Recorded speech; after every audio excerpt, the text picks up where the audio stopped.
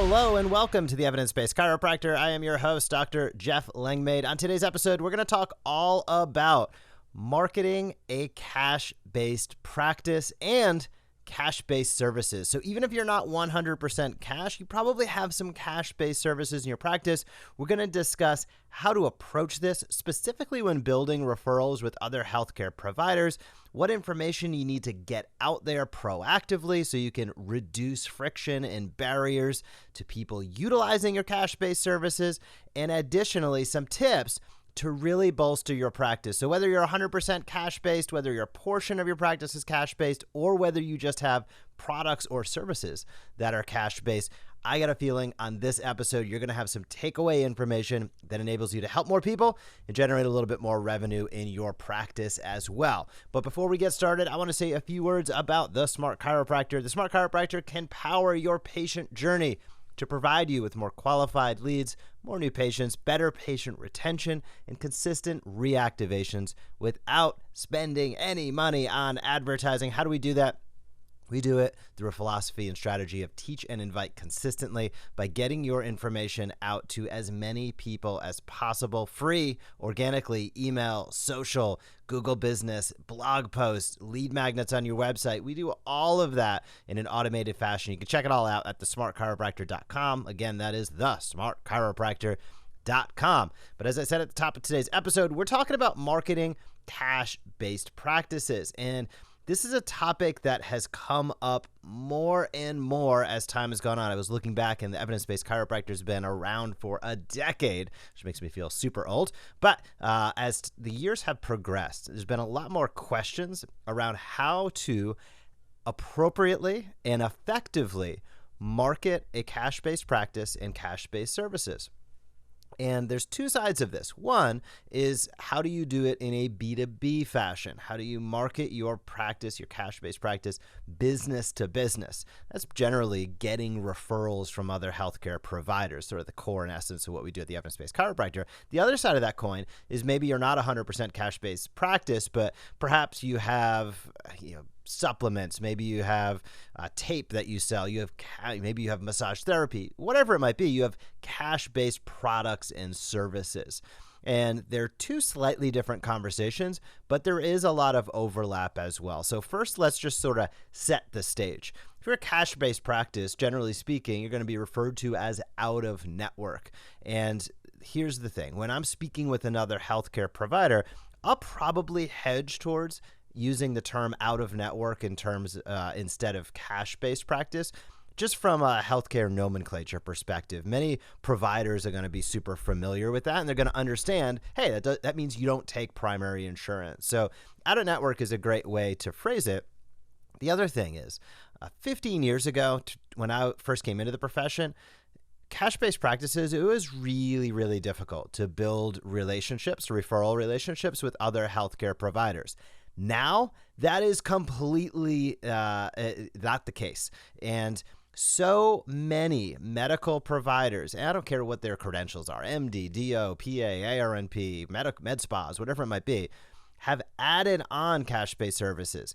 Everybody has felt a supreme crunch of diminishing reimbursement, higher operational costs, and just a supreme pain in the butt from a documentation perspective over the last, many, many years, but specifically over the last 5 to 10 years, we have seen more and more healthcare practices, what I would refer to as traditional healthcare practices, now adding on cash-based services, products, you name it. So coming in to build referral relationships or getting out there with cash-based services in a cash-based practice is totally different, and it is way better today than it was 15 to 20 years ago, as opposed to kind of looking like a weirdo talking about cash-based or out-of-network benefits 15, 20 years ago. Now it is totally commonplace, even in some of the most conservative practices out there. Now, when you're going out and building referral relationships and you are a cash-based practice, or you're just trying to promote some of the cash-based services that you have, maybe it's even spinal decompression, whatever it might be, a couple of important things to keep in mind. One is, with the evidence-based chiropractor, we always talk about having a target list, and those are the people that you're consistently reaching out to to build these relationships. And the expectation is, out of your target list, we like to have a list, we recommend having a list of around 50 providers that you're reaching out to. You should expect to build relationships with about 20% of that list. So there is a certain portion, when you're a cash-based practice, the same as if you're an insurance-based practice, that you find the quality through the quantity.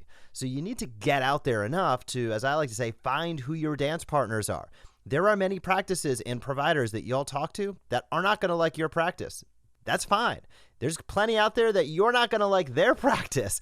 And that's potentially even more important information to know, because you need to be able to guide and direct your own patients to similar providers, complementary to providers when they need it. So the expectation is about 20% of your target list are probably people that you can build relationships with. So if you have a target list that's over 50 people, well, you do 20% of that. If it's under, your aggregate number will be a little bit smaller, but you can expect about 20%. There's some variability in that, but that's a general rule that I've seen over the last 10 years is if you have a target list, you should be able to find about 20% of them are good partners for you. It doesn't mean they're necessarily referring 50 people a month or anything like that, but you should like them. They like you. Some cross referrals go back and forth, and that's a great, great place to be. The other thing about that to keep in mind is you're trying to find your dance partners. You don't have to get along with everybody. This is about finding who are the most appropriate people for you to build relationships with. So that could be anybody under the healthcare spectrum as far as I'm concerned. Cash-based practices, you're very likely to find easier partners with concierge type physicians because they're cash-based as well. So it's just reducing the friction, but you very well can, and many people do, build great referral relationships with a cash-based practice with insurance-based providers. Now, how does that happen and how do you get over the hump? Let's discuss that right now. One of the most important things to consider is medical people have no idea about cost. So cost, perception of high cost, I should say, can be a friction point, and you can knock that down super, super easily by giving a framework of your costs. So I'll explain what that framework is, then we'll go into a little bit more detail. If I'm going out and talking about a cash-based practice, cash-based services to a provider that is insurance-based, I might say something to the effect of, just so you know, because we're a cash-based out-of-network provider, our typical evaluation cost is around X, and our follow-up visits are around Y. Whatever that might be for you. Our initial visits are around $250. Our follow-up visits are $100 each. No provider is going to hold you to the exact dollar amount, so don't get stressed about giving a specific number. But they literally have no idea. They think about how little other healthcare providers know about what you actually do, never mind what you bill and charge for it. So this can be a major source of friction if they have fear of having egg on their face or feeling silly by referring a patient over, and they have no idea. This is the land of $80,000 20-minute decompression surgeries, $200 aspirins. Medical providers have a bizarre notion of cost because it's been built into their bill charges. So us as chiropractors, in this case, it's an advantage. Our costs are going to be super low. Almost no matter what your cash-based cost is, it's going to appear to be low. So don't be afraid to let the doc know, hey, our initial exams, our evals are around X, our follow-ups are around Y, or our spinal decompression packages are around X or Y, or whatever the cash-based service that you're providing or product is, just give them a framework. It is going to help reduce friction dramatically, and it also is going to just set the stage for a nice relationship moving forward. Now, as we talk frameworks of cost, you also might be curious to say, okay, I mentioned concierge doctor earlier in this episode, but how do you find some of these other providers that you can build a relationship with? And the number one thing that I have been saying time and time again over the last 8 months to a year, lean into your local imaging reps. So your local CT MRI facility, I'm sure somebody stops by your practice trying to solicit some business from you. They have marketing reps on the road all day, every day. All these reps do is walk into doctor and lawyer offices, shake hands, learn about the practice, and keep moving on. They are relationship capital type people. And there is no reason that you cannot leverage that relationship capital. I recommend going about this in a really, really straightforward way. Don't overcomplicate it. So you might have a rep that comes in every week or two into your practice. Great opportunity to have this conversation then. Or if you don't know who your local rep is, literally call the imaging center today. Bring. Hey, this is Dr. Langmaid over at Langmaid Chiropractic. I was curious if the rep that services our area or my practice could swing by. I have a few questions for him or her. That's simple. Somebody will probably be out there today or tomorrow because that's their job, is being on the road and building relationships. When that person comes over to your practice, and the reason I say get them over to your practice is specific. I want them to physically see you. I want them to physically see your practice. What does it look like? Is it a big open space? Is it smaller? Do you have a huge rehab space? Do you not have that? They being able to see your practice is a huge benefit when you ask the question. The question is, thanks for swinging by today. We're going out there and building some relationships with other healthcare providers in the community. I know you have some great relationships. Could you make 3 or 4 introductions to other providers that you think would resonate with our practice? Super simple. Ask straight up, can you provide me 3 or 4 introductions with docs that you think would resonate with our practice? Now, why do I say resonate with our practice? Because they get to see who you are and what you do. If there's a bunch of young people in a big open rehab space, okay, that can be a tickler for them to match you up with somebody who has a similar patient base. If they see you're taking care of a lot of geriatric individuals, whatever it might be, they can pair you up based upon their Rolodex with people they believe are most likely to be great referral partners for you. So lean in to your imaging reps to leverage the relationship capital that they've built.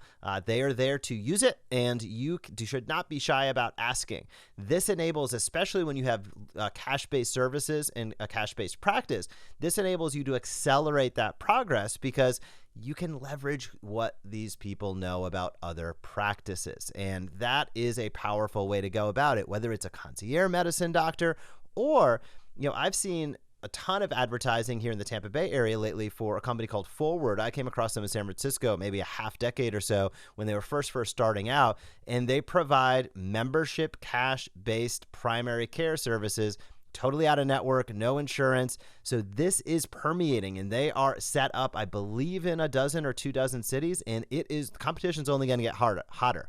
So there will be cash-based services.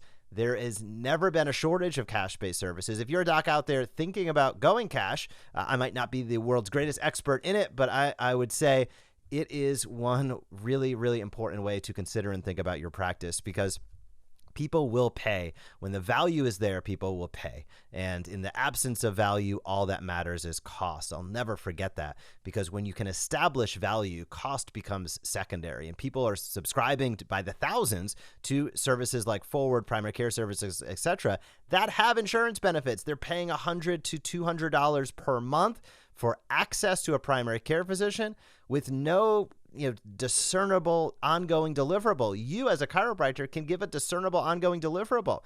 Think about the membership services, the cash-based services that you can provide in your practice. It might be gym space. It might be ongoing care as necessary. It might be ergonomics and movement assessments on a monthly basis. Potentially you're diving into the product categories, such as everyday everybody supplements. There is a plethora of opportunity. And the best part about it is it should resonate with who you are as a provider and your ideal patients, because when it does, now you're not selling anything. Now you are showcasing how you personally live a healthy life. What are the things that you do that you would recommend your brother, sister, wife, husband, mother, father, children? What would you recommend they do for their health? And do you offer any of that in your practice? If you do, you really should take a look at, can I offer this to my patients? And I love monthly recurring revenue. I think that is absolutely the way most chiropractors should start thinking about their practice. Not exclusively, but as a portion or a diversification of their revenue stream. That's going to be more and more detailed out in the Payday Practice upcoming book coming out. But that is how I would approach. I hope you've gotten some good takeaway tips, maybe some phrases and strategies to get out there with cash-based practices and cash-based services in your community. The opportunity for it has never been greater. The market has never been more wide open, and more people have never been paying more for cash-based practices and cash-based services. So get out there, reduce friction, ask those good questions, find your dance partners, be upfront with the pricing, have some fun with it, and find that success. Before we wrap up, I want to say a few words about PowerStep. PowerStep orthotics are what my father personally uses, and I have seen them make a tremendous difference in his ability to comfortably get up and around. And PowerStep, as a partner of the Evidence Based Chiropractor, is providing you, yes, you, with a free sample pair. You can get yours at pro.powerstep.com/sample, pro.powerstep.com/sample. Check it out today. And also, if you are a doc looking at the next step in your career, visit us at chiromatchmakers.com. We have over 100 open job positions. And please, if you are thinking about hiring a DC or a CA this year, don't do it on gut. Utilize a system. Chat with us, ask us some questions. We are happy to be a resource for you. So if you're looking to hire, head over to chiromatchmakers.com, schedule a complimentary call. Let us answer some of those questions, support that for you. Or if you're a doc looking for that next step, or that first step for that matter, in your journey, we have over 100 open positions, and we do not accept jobs that are figment salaries. So there's a lot of $85,000 plus salaries out there right now. It is an associate-driven marketplace. So if you are looking to make a change, chiromatchmakers.com. Docs, have an awesome week in practice. If you have not left a rating or review for this podcast, please do. I would greatly appreciate it. Have a fantastic week, and I will talk to you soon. Thank you for joining us on this episode of the Evidence Based Chiropractor. If you want to grow your practice, come back for next week's episode. If you want to grow faster, visit the evidencebasedchiropractor.com and join our MD Marketing membership today.